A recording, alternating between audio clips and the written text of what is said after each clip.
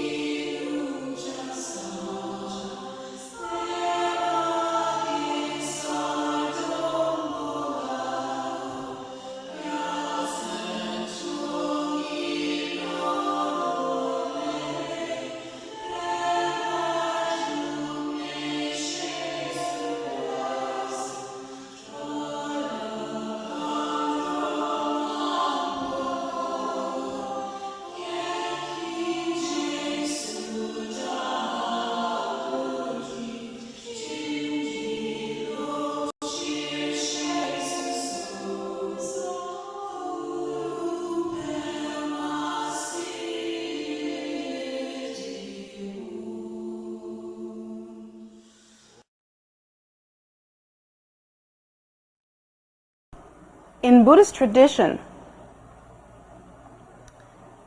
there are a great many different, very concrete, very solid sort of rules and regulations that happens at one level of the teaching, and at different levels of the teaching, the understanding that one gets from the teaching, the conclusions that one should come to, are more and more abstract. They are not more difficult to understand. Well, in some ways they are, perhaps. But they are more and more having to do with the state of one's mind, with one's inner posture, rather than actual physical rules. But there are a whole set of physical rules and regulations that are sort of the fundamental display of the path, the foundation of the path. These rules and regulations are called the Vinaya, and they're actually quite extensive. We are taught that there are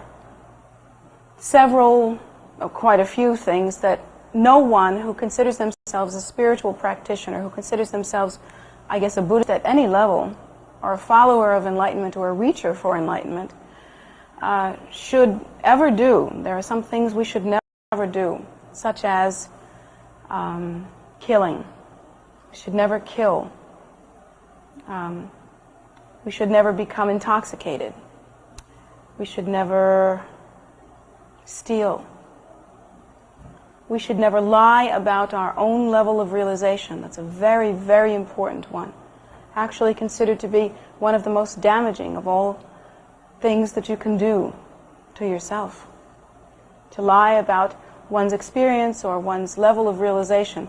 And that includes to propagate or to feed an inner delusion about one's own enlightenment. In other words, don't kid yourself about it either. That actually is one of the most damaging things that one can do to one's path, to one's practice. And there are many different things that we are told we should not do. Each of these things is important. Each of these things are very relevant, and they're very concrete. When it comes to something like not killing, it's easy to understand when you're killing or not killing. You have the choice, of course, of killing an insect or killing an animal or even killing another human being. And you always know when you make that choice. It's pretty concrete, pretty cut and dry. You know when you're doing it and when you're not doing it. And there are even heinous crimes, crimes that are considered to be absolutely guaranteeing a lower rebirth. And those heinous crimes, or some of them, are crimes like killing one's mother and father, or father, of this life. That is considered to be a heinous crime. Hard to understand why that's a heinous crime.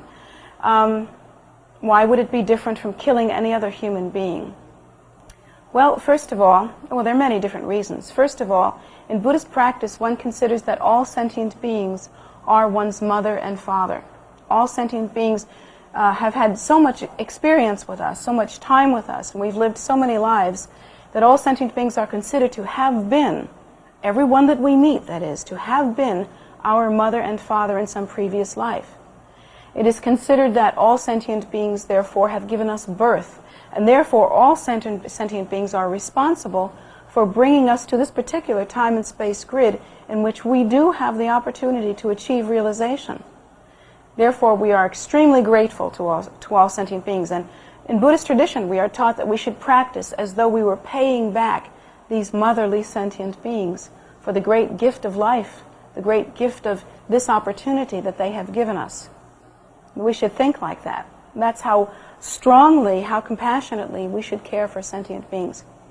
And perhaps another reason is that if we understand our true mother and father in a spiritual sense, we understand that our true mother and father is actually the Buddha nature, the red and white bodhicitta, the red and white we call tigle, or energy, or sustaining force, organizing principle, that is the true spiritual parent in this life. And if we were to kill our physical parents, it would be a great act against that fantastic, inconceivable blessing of the red and white, or male and female bodhicitta, an actual act against our own nature. So in a deeper sense, it has symbolic meaning, and in a literal sense, there are really good reasons why we should not harm our parents in any way, and that it will very much harm our practice. There are other heinous crimes, and one heinous crime is to draw the blood of a bodhisattva, to actually harm and draw the blood of a bodhisattva. A bodhisattva means an awakening being, one who has come to the earth in order to benefit others. Obviously, bodhisattvas are few and far between, hard to come by, and not good to waste them. So in that very superficial sense, we should do what we can to keep them kicking as long as possible.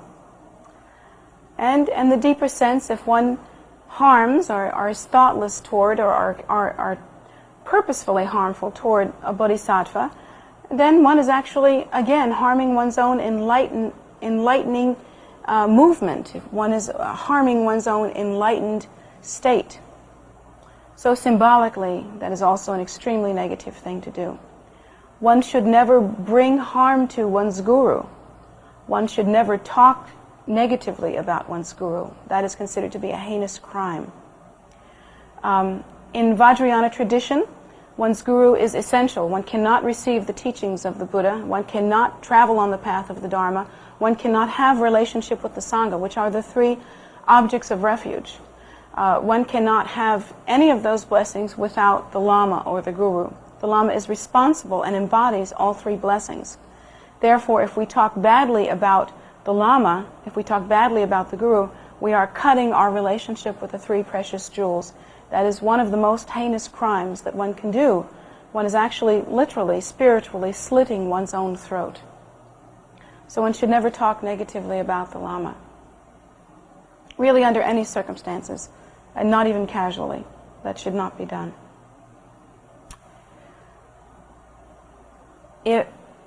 Another crime that one should never commit is to bring disharmony in the Sangha.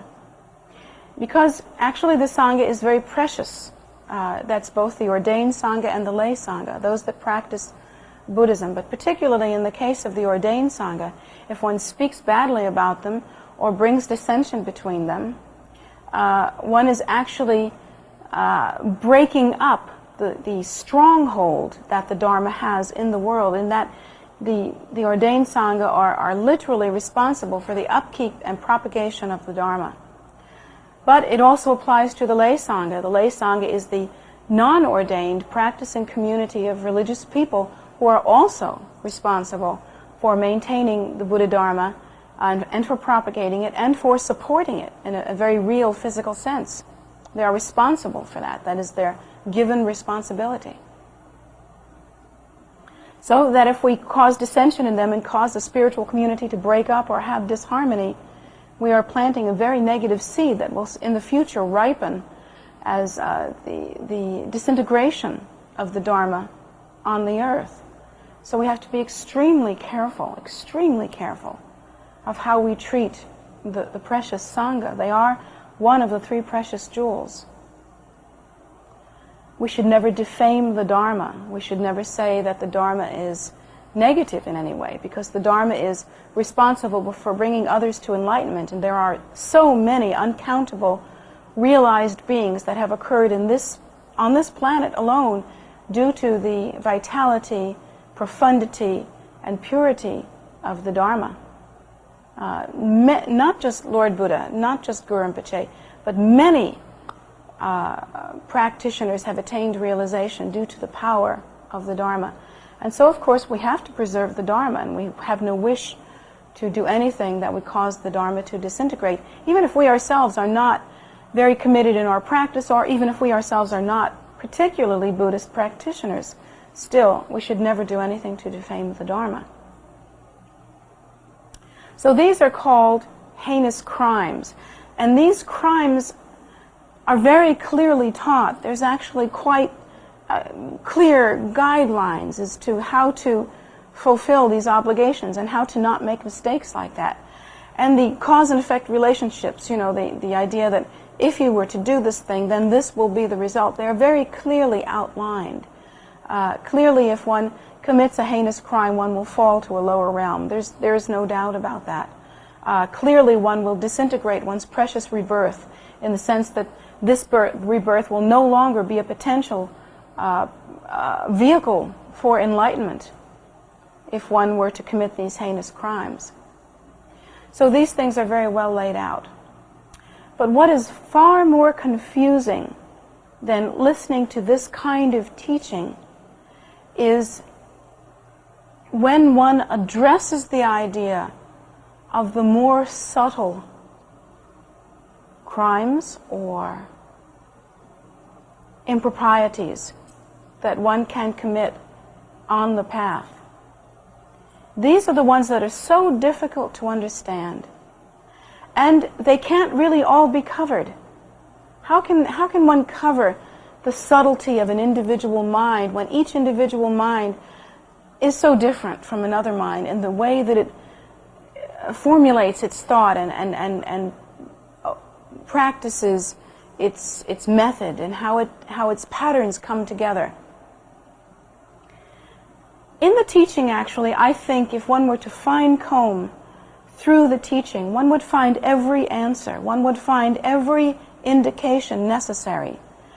But the difficulty is that our minds are so subtly attuned, and we are so much seemingly individuals in the way that our patterns come together, our karmic habitual tendencies come together, that we may not recognize our own patterns in the teaching.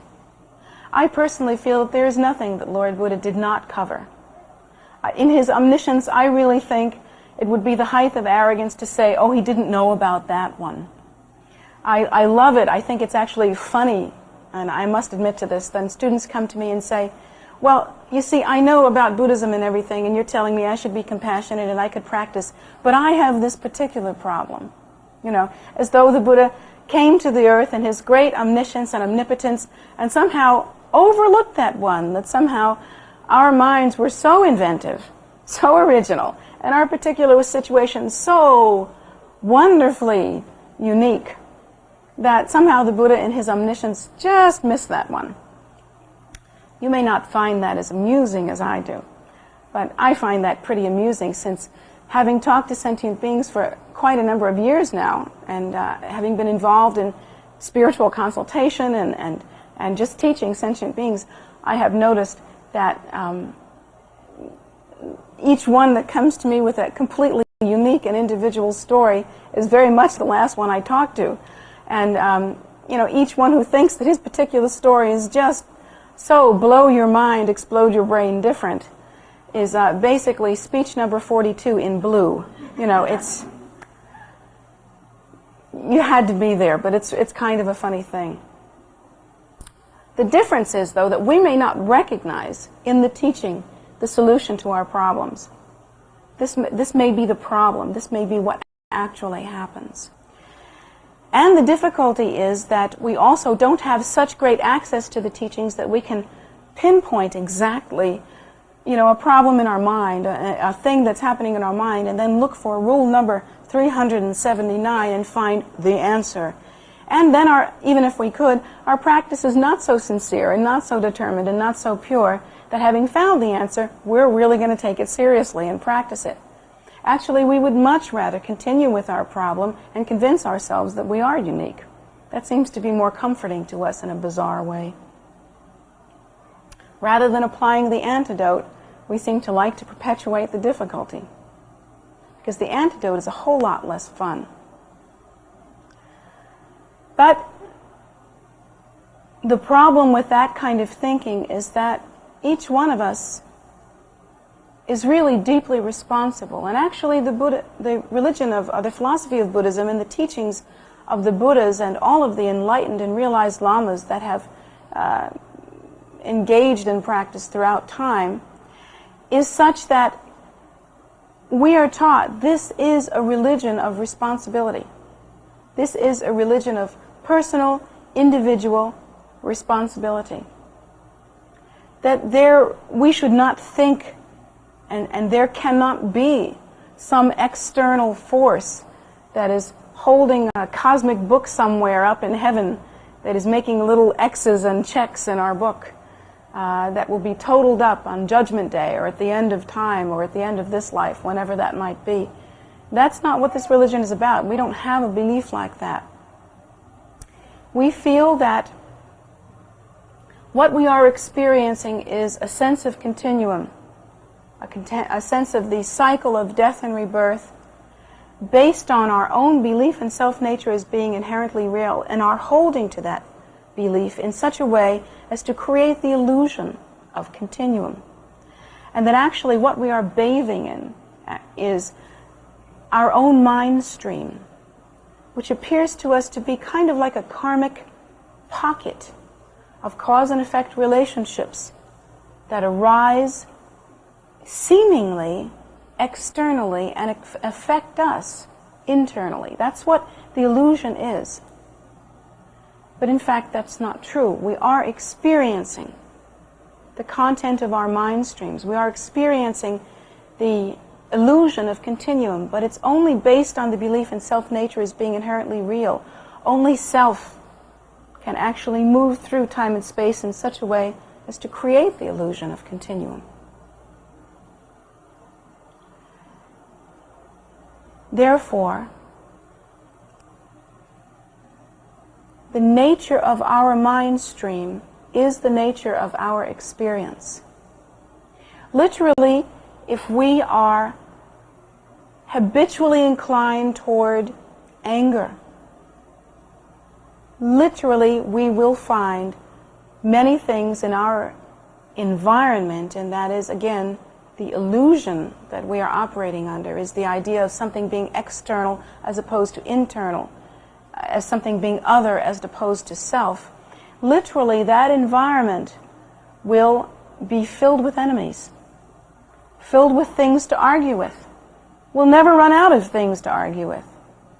We'll never run out of problems. We'll never run out of issues. The angry person always has an issue to justify his or her anger. Always. And you can never fight with them about that. You can never argue that down. It's always the case. And they're always right. Similarly, if we have the strong habitual tendency of self-absorption, that is, considering ourselves to be the center of the universe and considering only our needs to be important and meaningful, literally, our environmental the experience of our environment that we seem to be having will somehow agree with that, and that everything will seem to be happening to us. Everything will seem to be victimizing us. And similarly, everything will seem to be so much external that we will experience an intense loneliness. But that loneliness is only a reflection of our self-absorption. We are no more or no less alone or lonely or experiencing that kind of thing in a truer sense, in a more natural sense than any other sentient beings. And obviously, some sentient beings feel extremely lonely and some do not. We are no more lonely than the Buddha, and the Buddha does not feel lonely. The condition is the same. It is the experience that is different, and it occurs due to the condition of our mind stream. Well, now here's the rub. We are so convinced of the accuracy of our experience, we are so convinced of the validity of it, that we have no way to check up. We really cannot check ourselves up. We really have a very difficult time looking at ourselves and seeing if we are revolving in hatred at the moment, or generally. Because when we look at ourselves, if we have the habitual tendency of hatred, and if that is the experience that we are having, if that is the content of our mind stream, it will seem, no matter how hard we look, as though we are having experiences that require us to respond in a certain way. We must respond in a certain way. And there's really no choice. That if we don't respond in a certain way, we'll kind of be saps, or maybe we'll be unsafe. Maybe someone will really hurt us. It will seem as though we have to run, or that we have to be angry, or that we have to respond in a certain regard. Similarly, if we are in the of habitual self-absorption, if we, with the intention of checking up on ourselves, we will become absorbed in our checking up. And we will become absorbed in our feeling about our checking up. And we will become absorbed in our response to what we see when we check up. And the self-absorption will merely continue. So it's very hard to examine one's mind on such a subtle level. Yet, the Buddha teaches us that this is a philosophy of ultimate responsibility, and that we must constantly check ourselves up. Well, how can we do that? It looks like if we try to check up whether or not the world is rose-colored, wearing rose-colored glasses makes it very difficult. How do we get past this habitual tendency? How do we get past the content of our own mind stream? Well, that's the catch-22. We can't until we begin to purify it. And it seems that we don't know how to purify it until we can see more clearly. Therefore, we have to rely on the teachings that have been given to us by those who have achieved enlightenment and have ripped off those rose-colored glasses, have seen our experience actually clearer than we, without taint. Because we cannot really see our experience in an impartial way. We're always caught up in our experience while we're trying to view our experience. Always our habitual tendencies will occlude our vision. Our karmic propensity will be the ruling force. So now we have to look to a teaching that comes to us from the mind of enlightenment. The Buddha tells us that all sentient beings have within their mind stream hatred, greed, and ignorance. Now this is not good news to us. We don't like this. This is bad news. And we don't even like to think of ourselves as having hatred, greed, and ignorance in our mind stream. Actually, it has become fashionable in this day and age with certain New Age philosophies that have come out, that to view oneself in that way is actually detrimental. The Buddha argues with that. Not so. Not so. We need to be accepting of the fact that all sentient beings have the habitual tendency of anger, of grasping, and of blindness, of inability to truly discern. Those things are also called hatred, greed, and ignorance. Anger, grasping, and the inability to discern. Now, hearing those different words, anger and grasping and the inability to discern, you know you have those. You don't like hatred, greed, and ignorance, I know. But you know that you have the other three that I've just renamed in my arrogance.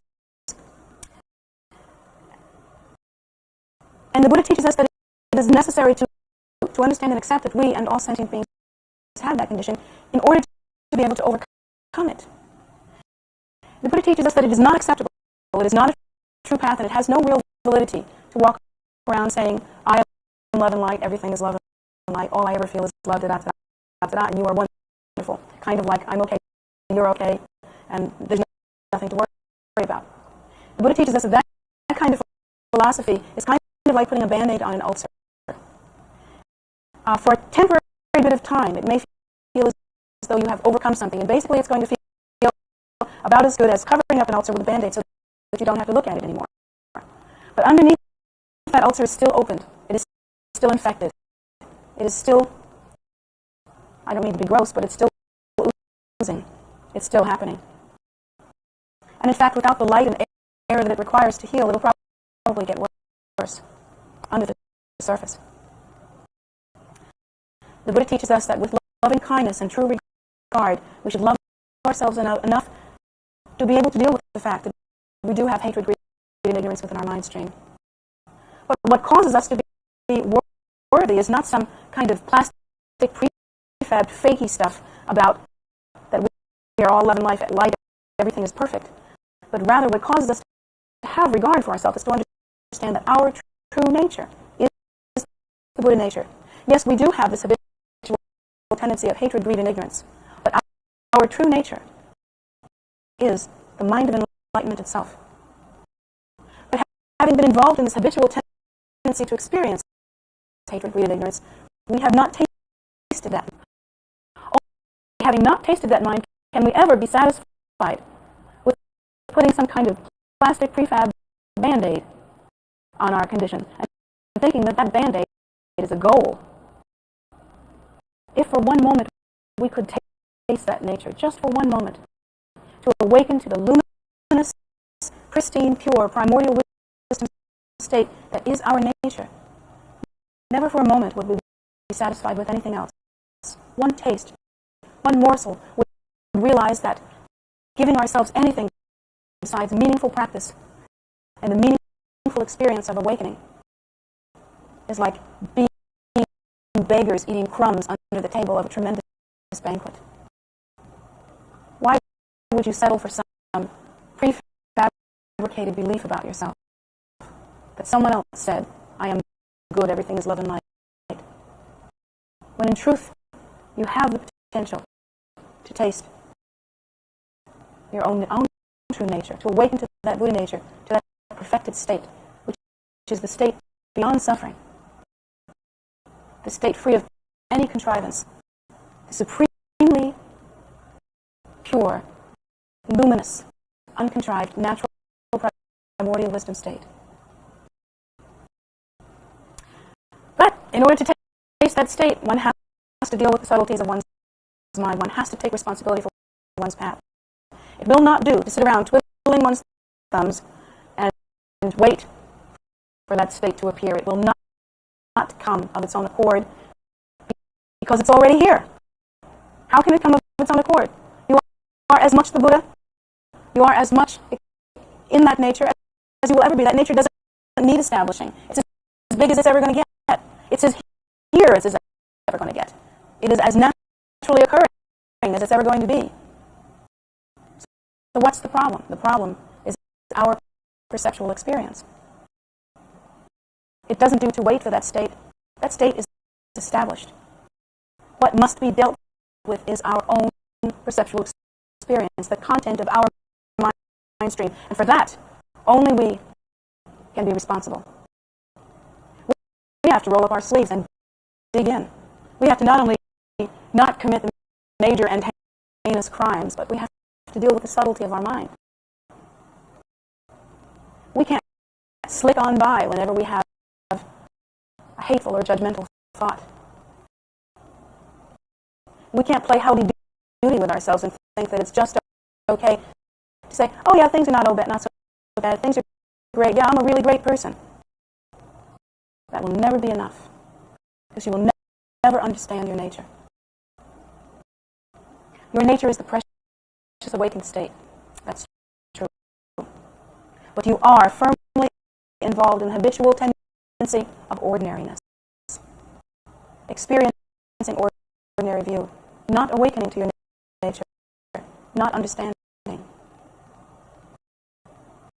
Therefore, go at that ordinary view, break it up, pacify it, deliver it.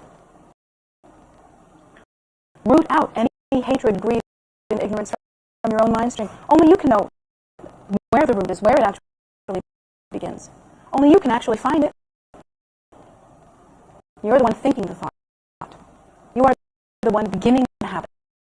You are the one letting yourself get away with it. You are the one. You're the one that's holding your perceptual experience in your hands. None other. No one else is responsible for it. Isn't that great news? Well, sort of. What I'd like to think is that I can take a pill, and then it will be gone. That would be great. Or I can say just the right prayer so many times. Then it will be gone. Wouldn't that be great? No, it wouldn't. You know why? Because maybe that pill wouldn't be available to you. You might not have enough money for it. Or whoever's doling them out might not like the way you look.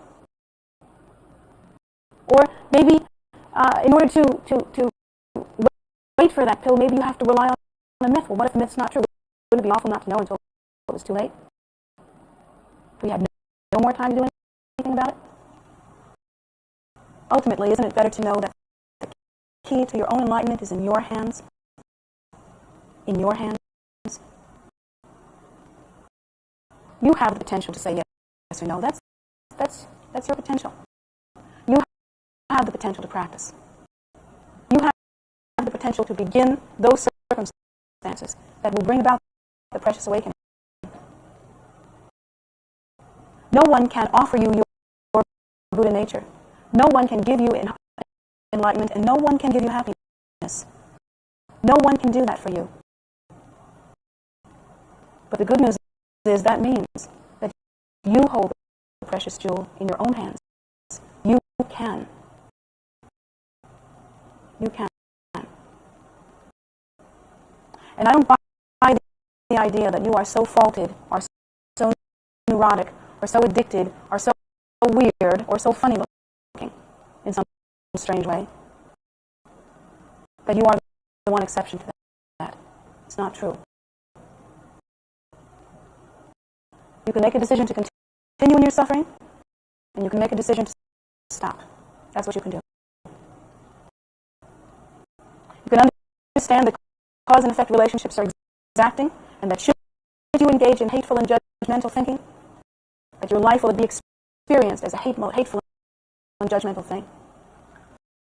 You should understand cause and effect sufficiently to know that if you continue to revolve in self-absorption as opposed to generosity, as opposed to truly caring in a compassionate way for the welfare of others, that if you should think like that, continue to think like that, that you will be the one who will be lonely. Understand cause and effect and get busy. The most difficult path, I think, that one can practice is this, which is the gentlest of all paths. This path of nonviolence, this path of loving kindness is the gentlest of all paths. Nowhere do we have wars in this religion to propagate our faith. Never. It is the gentlest, the sweetest, kindest of all methods of achieving realization. But it is the most difficult. And one has to be firm and courageous like a warrior in order to practice this gentle path. Because there are enemies, and the enemies are our own delusion. We have to be strong, and we have to gear ourselves up. About that, there is no question. And there is no other means. In the beginning, we must rely on the teachings of those who have achieved realization before us. They have told us that we have hatred, greed, and ignorance in our minds. We must accept that. They have told us that there are antidotes that we can apply, such as generosity and kindness. such as meditation and practice to pierce through ignorance, such as loving. They have told us that these are the antidotes. Therefore, in the beginning, we must accept that these are the truths about ourselves and these are the antidotes. But the one thing that we cannot take our eyes off of, even for a moment, is the goal. The goal isn't just to follow some rules. The goal is to reveal our nature as it is, as pure, as luminous, as natural, as all-pervasive, as innately pristine as anything could ever possibly be, and to the degree that we ourselves cannot understand how perfect that nature is. That's what we have to keep our eye on. That is the goal, to awaken to that nature. We don't think that we have hatred, greed, and ignorance just to chastise ourselves. There's a point to it. Because hatred, greed, and ignorance is not our nature. It is our habitual tendency, and it's very strong, but it is not our nature. Our nature is pure luminosity. Our nature is wisdom. Our nature is uncontrived primordial view. Our nature is the fully awakened bodhicitta, loving kindness. But to pretend that you have realized that nature, that you have awakened to that nature, to fake it, will only bring you further away from the goal. I'll tell you a secret. I've had several students, in fact quite a good number, that when they first came to me, the first thing that they said to me in private was how well they were doing spiritually. That they really felt a great deal of generosity and loving kindness, and that they were really special people, and that they had a vision and they had a mission, and my understanding of that was, well, yeah, as soon as we can get past that, we can get to work. And my efforts often with these students have been to, please excuse me, but pick that scab, pick that Band-Aid, just keep picking at it, picking at it, picking at it, until we can reveal the strong habitual tendencies that cause that person to need to fake it like that. Let's get at it. Let's get busy. Don't play that game with yourself, and don't ever play it with your teacher. To pretend that everything's all sweetness and light and you're just as sweet as you can be. Your nature is sweeter than you can ever fake, sweeter than you can ever pretend, and it has nothing to do with the way you act. It has to do with the posture of your practice. It has to do with how strongly you root out the age-old, many ages-old, habitual tendencies that we all share, and purify the mind completely until that nature in all its glory is fully revealed without faking it.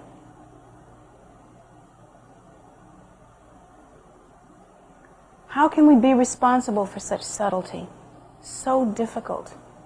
We have to spend time looking inside, really examining. We have to spend time following the Buddha's teachings. The Buddha says we have this problem. Let's act on it. Let's practice the antidote. Let's practice generosity. Let's stop acting like we're kind. Let's be kind. There's a difference. Acting like you're kind, acting like you're all sweetness and light, is not the same as really doing something to benefit sentient beings. There's a difference in the payoff. One is all about you, and the other is really about benefiting sentient beings.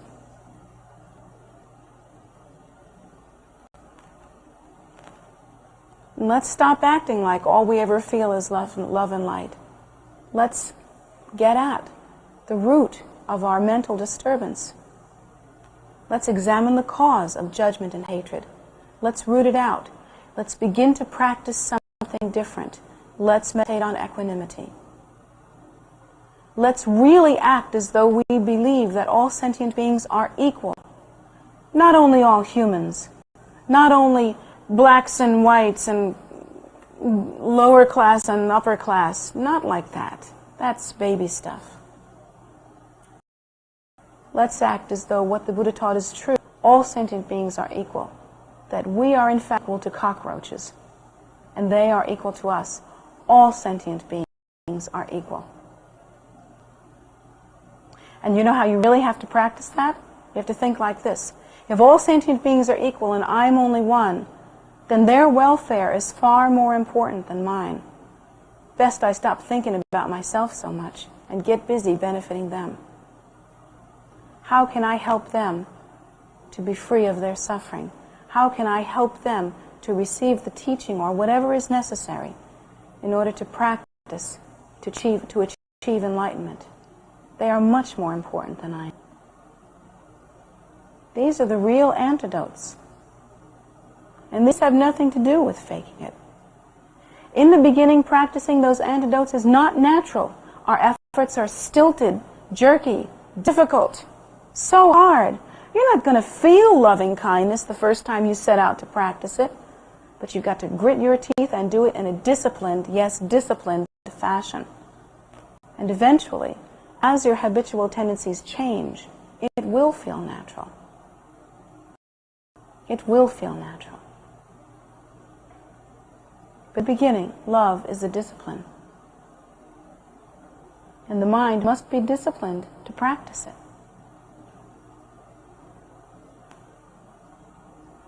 Don't wait around for the warm, gushy feeling of waking up and thinking, this is the day I'm going to practice love. It isn't like that, and that's a stupid day to wait for anyway. First of all, it's never going to happen. And if it does, it'll last about 10 minutes until, the kid drops a bowl of cereal on the floor or, something horrendous happens. You get a letter from school telling you that 3 of your children are failing. These are the kind of things that really mess up our commitment to practice loving kindness. So you have to keep on trying, keep on plugging. Make your practice solid. Burn long and hot like coal. Don't burn up hard and fast like paper. Practice sincerely. Practice deeply. Practice in a subtle way so that you can really pacify the unfortunate habitual tendencies within your mind stream. Check yourself up and follow the teaching and apply the antidote. It's that simple. That's the secret of the universe. Everybody's waiting for the secret of the universe. Oh, what great one is the secret of the universe? That's it, hard work. Because the nature is already established, and you don't have to do anything to make that better. So please think of these teachings and utilize them. If you utilize them, they're of some benefit. If you don't utilize it, forget it. You might as well have gone to a movie. To hear them is not enough. It's what you do when you go home that really counts.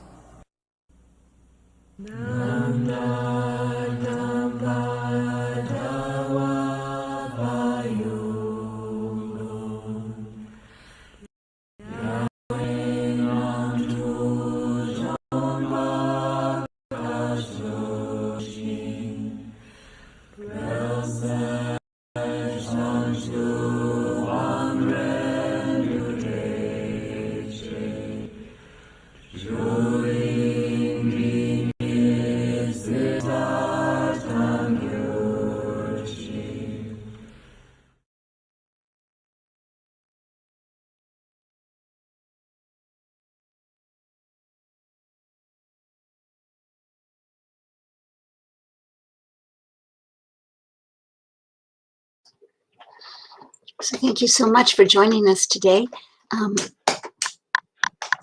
We're always very happy to show these teachings, and we're always very happy to have you join with us.